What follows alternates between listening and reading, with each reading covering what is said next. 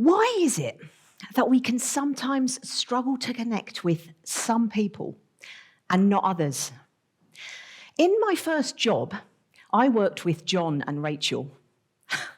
My goodness, my conversations with John were hard work. It was exhausting. It was uncomfortable. And if I'm being really honest, I would try and avoid him. Now let me tell you about Rachel. Our conversations were entirely different. She was a joy to be around. In fact, we were so in tune with each other that we would often finish each other's sentences. Perhaps you know a John or a Rachel. And why is it that we sometimes struggle with Johns, but not necessarily Rachels? Could it be something as simple as the way that our brains work? And if you understood why that was, and with that insight, you could do something differently, would you? As I got to know John more, I realised that his need for detail was just a desire to get things right, and that his abruptness, which I'd really struggled with, was simply a desire to be really clear. Now, would we ever be great friends outside of work? Probably not. But could we work well together at work? Absolutely. And in fact, I went from deliberately avoiding him to actually asking for his opinion on things because he always helped me to think about things in a different way. Now let's rewind back to your time at school. Who here was always the first to put their hand up when the teacher asked a question? Okay, and who, possibly a bit like this evening, would rather sit back and watch somebody else put their hand up first? So I've got two children, and they are both very different too. So Maddie, my youngest, she was always first to put a hand up because for her, saying things out loud really helped her to think. Whereas Olivia, she would prefer to sit back and listen. She wants to think things through first. Now, neither of these are right or wrong. They're just different. And during COVID, this became even more apparent. So one of them was quite happy in her own company. And actually, isolation wasn't a big problem for her. But the other one, she really struggled not being around her friends. One of them liked to talk things through. The other one didn't. Now, these could have been a big problem for us. But they weren't. And they weren't because I was able to share what I'd learnt with them. And suddenly they understood why this was. And it allowed them to look at their relationships in an entirely new way. Now, I'm sure many of us here can appreciate the importance of diversity and inclusion and the value of bringing together people from different backgrounds, particularly around race and ethnicity and gender and sexual orientation and religion and age and abilities. But do you know what I'm not hearing? I'm not hearing many organisations talk about cognitive diversity. So what do we mean by the term cognitive diversity? It simply means bringing together people with different thought patterns, different ideas, and different ways of solving problems. People like John and Rachel, like Olivia and Maddie, like me and you, like those we get on well with and those that we don't. And it's so important because it influences the way our communities and our organisations innovate, collaborate, and problem solve. So why is it then that not more organisations are talking about this? Could it be because some of the other traits are easier to spot? Ethnicity and age and gender, for example. And what's not always immediately apparent is the way that our brains work, the way that we think about things, and the wonderful new perspectives that people who think differently to us can bring.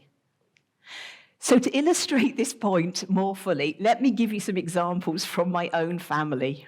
Okay, so let's take loading the dishwasher. So my way of loading the dishwasher is to open it up, to look for a suitably sized space and to put my thing in that space. That's what you do, right? Oh no, not if you're my husband. So for him, everything has its own space and location. particularly the cutlery drawer. And if things don't go the right way round or have the right space between them, he finds this infuriating. But we simply see the task differently. So order, structure, and efficiency are what's important to him, whereas speed and moving on to something slightly more fun are the things that are important to me. And when it comes to my desk space, I tend to have lots of things going on. And sometimes, when I've had my most productive days, my desk could be covered with pens and post-it notes and highlighters of every colour, capturing loads of great ideas. That is what a successful day looks like to me. But he, on the other hand, he wouldn't dream of creating what to him looks like carnage. He would go about it in an entirely different way. So who's right? I guess the point is that we both are. Now, my mum and my sister are also very different. My mum cares a lot about everyone. She wants to make sure everyone is okay, and she will often sacrifice her own comfort in order to accommodate others. Now, my sister, on the other hand, she's really competitive. She wants to get stuff done at pace, and she doesn't really think about the impact that this has on others because, quite frankly, it's not on her radar. Let's imagine that they're in the car together and my mum is driving. So as soon as they get to the traffic lights, when they turn green, you will hear my sister shout, "Go!" As if my mum has somehow forgotten how to drive. But she, on the other hand, she is much happier to take her time to let other drivers out in front of her. And this drives my sister to frustration. So once again, who's right? They both are. There's not a right way or a wrong way or a best way or a worst way to do it. There is just the way that's perfect for us. And wouldn't we have relationships that were different and communities that were different if we understood ourselves in a deeper, better way? So let's be honest. Who can recognize themselves in some of those examples? And what's likely to happen if you've recognized yourself?